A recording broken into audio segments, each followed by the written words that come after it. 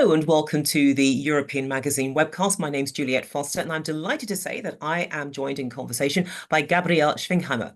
Now, let me tell you a little bit about Gabriele. She is the founder and director of IMC International Market Consultants. Now, you're going to learn a little bit more about them in the course of our conversation, but just to give you a flavour of what it is the organisation does, it has a wide range of expertise. And I'm talking about areas such as economic development, top-line growth and supply chain. There you have it, a flavour of what the company is involved in. So, Gabriele, I want you to tell me a little bit more about the company, but starting first with its journey. How did it begin, and where would you say you are so far in that journey? Well, the whole thing started in the year 2000 when I was working for an automotive supplier as a sales and marketing director. And all of a sudden, the company got sold to a multinational, like nobody of the staff knew anything about it. And the entire board of directors, me included, were made redundant. So within 3 weeks of the sale being announced, we had no jobs anymore. And then we all sat back and said, gee, what happened? We weren't quite sure what was happening there, because it all was so quick. So I decided to sit back, think about my previous experience. What had I done to date? What did I like so far? What I didn't like so much? What kind of experiences had I made in working for this particular company? And then I found out that economic development was not a bad area to be in, because I had been opening up offices in foreign countries throughout my entire business life. So I knew what I was talking about, basically, from both ends of the house. I knew how professional agencies were talking to potential investors, and I knew what investors wanted to know when they were trying to open up a subsidiary in a foreign country. And at the time, there wasn't much to be had in terms of an offer. So that was basically the idea that I said, I'm going to settle down in this particular business. And now here we are, nearly 25 years later now. And by now, IMC has evolved into an operational and strategic marketing and sales consultancy, which provides business development support to economic development and investment promotion agencies, but also to small and medium-sized companies. And over time, we developed a specific motto for ourselves, which is, we open up markets for you.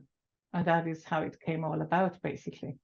So just listening to that story, it was rather fortuitous that you were made redundant, because if you hadn't discovered this market and actually built it so successfully, or rather the company's role within this market, somebody else might have done it, and you would have been very frustrated thinking, oh, I should be doing that instead. Absolutely. You're absolutely right in that, because from day one, I loved what I was doing, and I still love it today after so many years later. It's 25 years later, I still love it, what I do.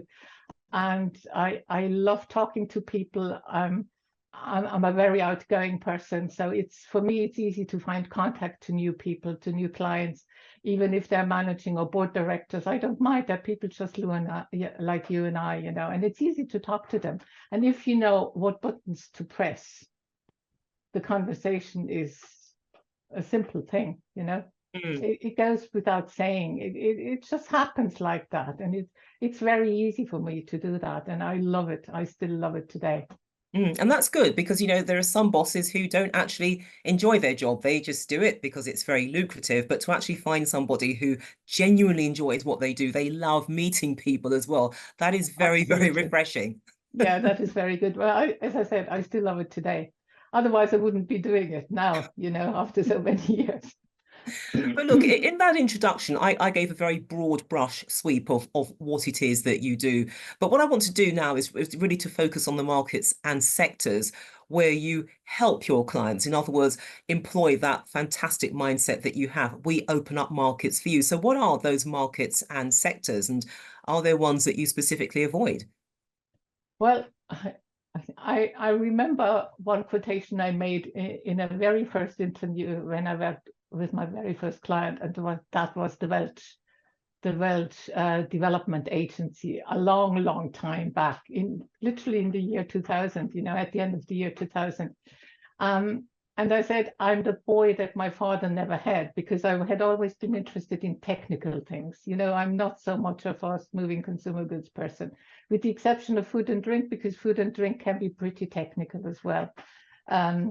So anything technical, with the exception of IT, is our business. So when I say technical, I mean sectors like electronics, automation, engineering, automotive, but also healthcare. If you think of the modern healthcare application, they're all computer-related machinery and equipment. So that's all technical. I love all that stuff. And obviously the food and drink business as well. But really, given that there's so much technology embedded in these sectors anyway, you don't really need to have that IT specialism. No, I don't. But IT is something, I don't know. I hate IT. I don't like computers. They're just a machine which is supposed to do what you keep telling the machine. Other than that, it can't do anything. And at times it drives me absolutely nuts if it doesn't do what I want it to do. So that's the only reason why I'm not in the IT business. And I had a couple of colleagues in my old company who came very often at lunch, at the lunch break. They came into my office and said, gee, this thing is going to drive me nuts. I'm going up the walls, So I said, okay, thanks very much. That's nothing for me. Certainly not. Again, I've always stuck to that decision. I never regretted it, But it's also very refreshing to meet a boss who actually admits to not being into IT. So this is the second eye opener. So thank you so much for that. But in terms of the clients that you work with, I mean, look, they are operating in a landscape which is constantly changing, not just economically, Absolutely. but also geopolitically and the blowback from that. But are your clients experiencing what some would say are common market influences in Germany? It does sound a bit like the EU, doesn't it? But I'm not going down that route. Yeah. But what are the sort of the common experiences they have dealing in Germany with some of the issues which are perhaps unique to that country? We had a couple of very interesting experiences over the past 3 to 4 years. Number one, inflation. We never had anything we never had any inflation which was higher than, say, 2.5%. And in the 2 years after COVID, we all of a sudden had an inflation of 8.5% on a monthly basis. So within 3 to 4 months, food and drink prices rose by 25%. Petrol prices rose by 25%. And everybody's saying, gee, where is this going? Now, what can I do about that? At the same time, our growth rates went down because companies were facing very high energy costs due to the transition, to the forced transition, if you like, because due to the Ukraine war, Germany decided not to buy any oil and gas from Russia anymore. So all of a sudden we had to go green. But it wasn't planned in that way. So therefore it wasn't ready in that way to move over from the traditional energy policy to a green energy policy. So we had our problems with that, and then the funny situation about that was everybody was saying, oh yeah, you need to reintroduce nuclear power again, and Germany was the only country where we said, now our energy comes from the plug, and the energy from the plug basically comes from nuclear power plants in Russia, not in Russia, in France and in the Czech Republic, which are both neighbors to us. But we just went out of nuclear power. That was just one element, which led to very, very much increased energy prices, 25 to 40%, depending on industries. Energy intensive industries had, like the steel industry, for instance, and we still had quite a big steel industry, had a rise of about 30% in energy prices alone. Now, the second gap that came along was that we didn't have any skilled labor anymore. For the past 15 to 20 years, we've had very low birth rates. We have a very strongly aging population. The average German is 46 years of age. If you compare that to other countries like India, where the average population is 16 or 17 years of age, that makes a major difference. I'm part of the baby boomer generation. Within the next 10 years, about a third of the entire workforce is going to go into retirement, but there is not as many people coming next. There's nothing there to replace all the baby boomers. So we have a big problem in that particular area. Now, obviously, if you have no labor, then you can't do as much as you did previously. So production went down, growth rates weren't happening anymore. And then obviously the competitive situation, a lot of German companies looked only one directional into the Chinese market and didn't look at any other business areas across the world. And when the Chinese market didn't provide the growth rates anymore, then there was no growth in Germany either. So all of that contributed to a landscape which is still, where a lot of companies are still struggling with that because they don't really know what to do, how to overcome that particular problem, And that is where we try to help, at least in some ways. We can't help in all ways. Now, there's a couple of other things which are homemade, if I may say so. Now, that is, number one, digital transformation, homemade in the sense that Germans tend to be very risk-averse people. Anything that they do not know, like me with the IT, they do not want to go near it. And it takes a long time to convince people of the necessity of digital transformation. In particular, smaller companies who do not have that amount of money because a lot of technology is required to go all digital. They are afraid of spending that money, which they do not have at this point in time.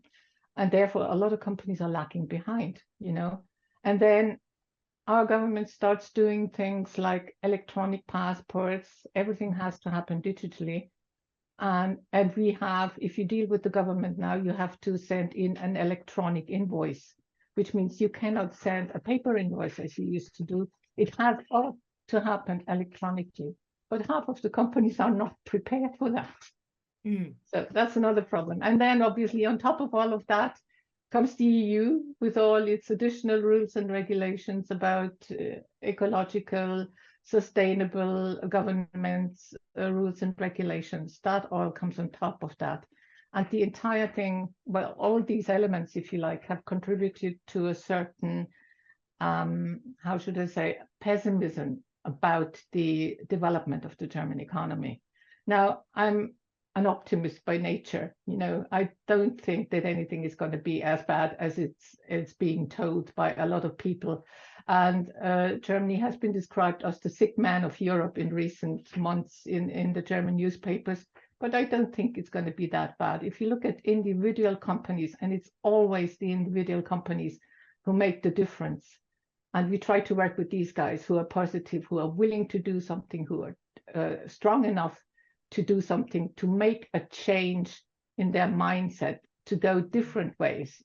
Albert Einstein once said, it's totally stupid to keep doing the same things, but to expect different results every single time. And this is very true. If you don't change things, you're going to get the same results all the time. You need to change a little bit. And we help companies by doing that, by going the change way, if you like. And does that also mean potentially embracing risk as well? Absolutely. Yeah. Absolutely, yes. And you mentioned there's sustainability in one of those within that answer, which is actually quite handy because it takes me on to my next question. Because look, sustainability and ESG, they are hot subjects in the business world. And I guess my question to you is, how are you helping organizations to embrace it, to go with that journey? And is it perhaps an easier journey according to certain sectors like food and drink, and more obviously, I suppose, the agricultural sector? Yeah, yes and no. Yes and no. There is both opportunities and challenges with that. Number one, I'll just give you a couple of examples. Number one, when sustainability came up for the very first time, all of a sudden we had, within a fortnight, we had a lot of products in supermarkets which were marked as being organic. Now, if you know what organic product means and how it comes about and how long it takes to produce organic products, it usually takes about 3 years before the soil is prepared for organic growth of whatever it is, So within a fortnight, we all had 25% more organic products in the shelves in supermarkets. And everybody was saying to you, that can't be really true, you know, because that, where would it come from? Nobody in the European market had so many organic companies, Germany neither. And still everything was being called organic overnight, more or less. So that was one thing which was a bit funny. And then they came up with this greenwashing, you know, anything which was produced in a sort of more or less organic way had been greenwashed. And now a lot of people said this can't be true. And then the government came along and said, we're going to do something about that. Went into the EU, and then obviously we got all those ESG standards, those ecological, sustainable and government standards, which was, in my mind, was a necessity. At the same time, it's really a burden for a lot of companies, because with all of that, you as the marketeer of that particular product has to prove to your client that nothing has been done in the wrong way, i.e.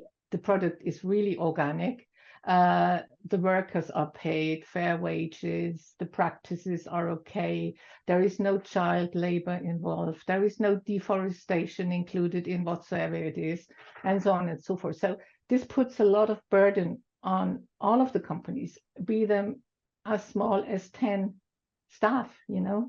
Even companies of that size have to deal with all these rules and regulations, which makes it a lot more complicated, takes a lot more time, therefore a lot more money, makes products a lot more expensive.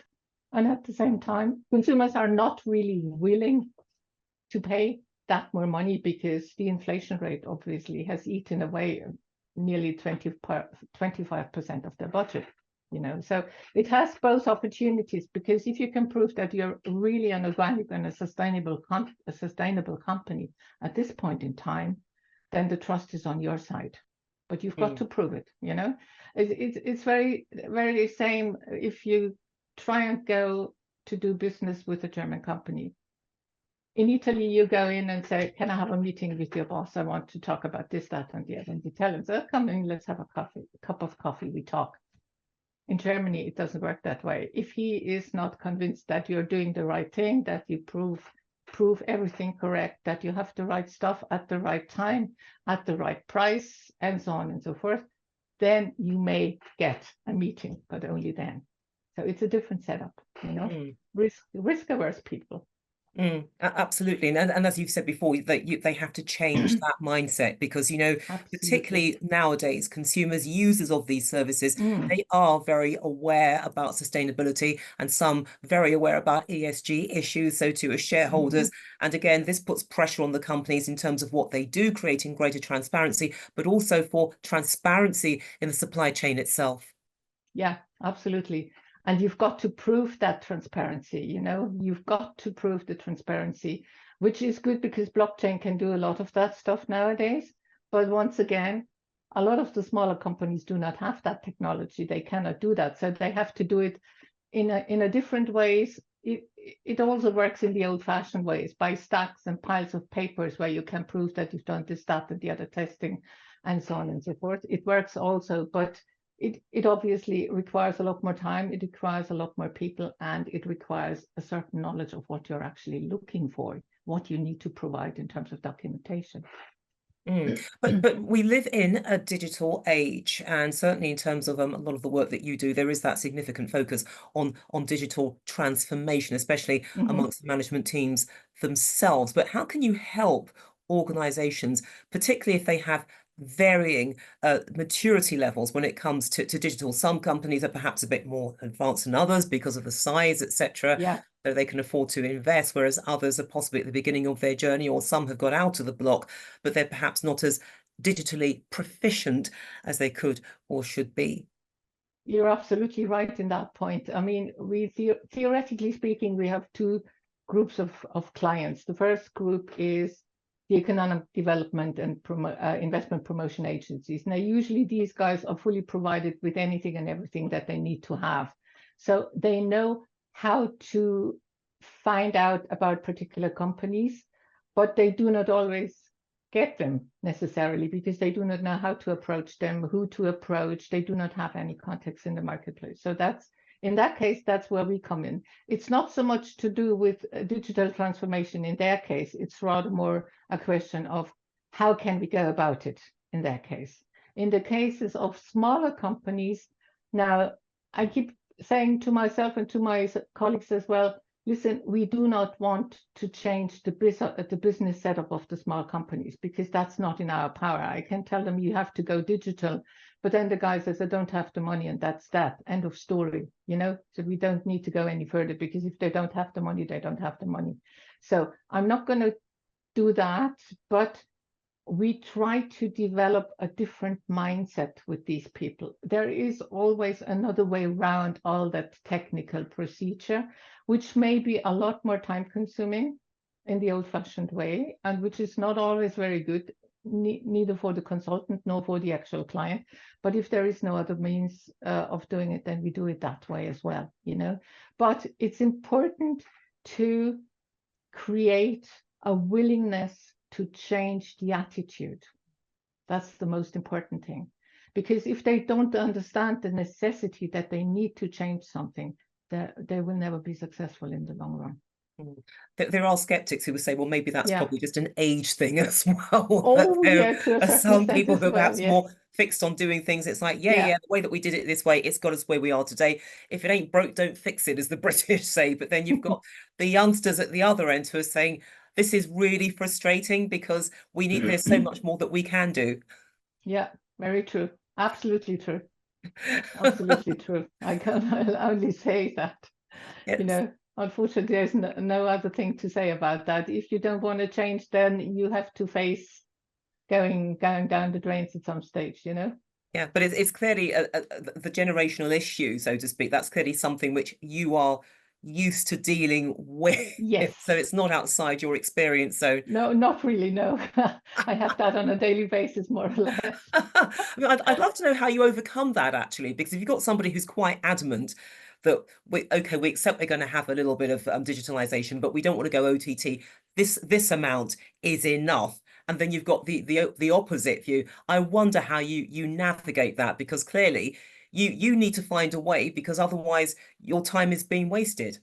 Yeah, but I tell you what, the easiest thing is that you split up the work between the two of you, between the consultant and the actual company, so that not the entire burden is put on your own shoulders, And then when they see how much work is involved in the old-fashioned way, in inverted commas, then at some stage they say, dearie me, what did I get myself into?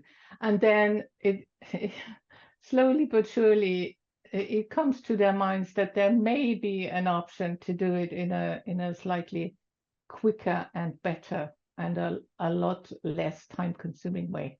I think they're called eureka moments. Yeah, and absolutely. then the next trick is to make them feel that they stumbled across this idea, whereas in actual fact it's been staring them in the face all the time. Absolutely. You have to give them the impression that it was their own idea, not our idea, But that's called pragmatism and A1 diplomacy. So congratulations there. But when you look at the consultancy space, so much is happening within that arena. Yeah. And what I'd like to know from you is, what is it that makes you different from other consultants in the way that you operate, the way that you deal with your clients, and the way that you approach them? What makes you stand out? Well, I think there is one element, and that is brutal honesty. Absolutely brutal honesty. There is no beating around the bush. There is no talking about things which I cannot do. If there's something I don't know and I cannot do, say, sorry about that, lads. I haven't got a clue. I do not know about that. Can't tell you, can't give you any advice in this area. You need to ask somebody else. So that's one element. The other element is I'm very much a practical person. If there is a problem to be overcome, then we need to find a solution. It's as simple as that. A problem is a challenge and not really a problem. A challenge doesn't sound as bad, and it's not as bad as a problem. A challenge is a challenge, but we all like challenges, and we all need challenges in our lives every now and then to make life interesting, to spice it up a bit. So those are two elements. And the other element is absolute dedication to what we do. And that comes back to the point that I said earlier. I still love what I do, and my colleagues are very much the same. We love our jobs, you know, and we love doing it with people. And that actually resonates quite well with people. Number one, they can see that you're not telling them any old story just to get the contract. Because if I don't know what to do with them, I tell them straight away and say, sorry, guys, I'm not the one which is the right person for you. You need to look somewhere else, you know. But if I have the feeling that we can do a good job together, then I obviously go that road as well. And I give them examples of what we can do. And so far, it has always worked out. I mean, otherwise we wouldn't be here nearly 25 years later. Well, I have a suspicion that you're going to be here in 25 years' time. Oh, I don't know if I'll be gee. here to actually say, well, this journey has been running strong for half a century. So what next? Well, I don't know whether I'm going to do that the age of 80 again, you know, but we'll wait and see. I still have a little while to go, though. You have a little while to go, but look, it's been a great quarter century. Okay, so much has been achieved, and it's been a wonderful conversation. So thank you so much, Gabriele Schwinghammer, who is the founder and director of IMC International Market Consultants. And thank you for watching the European webcast with me, Juliette Foster. Thank you, Juliette.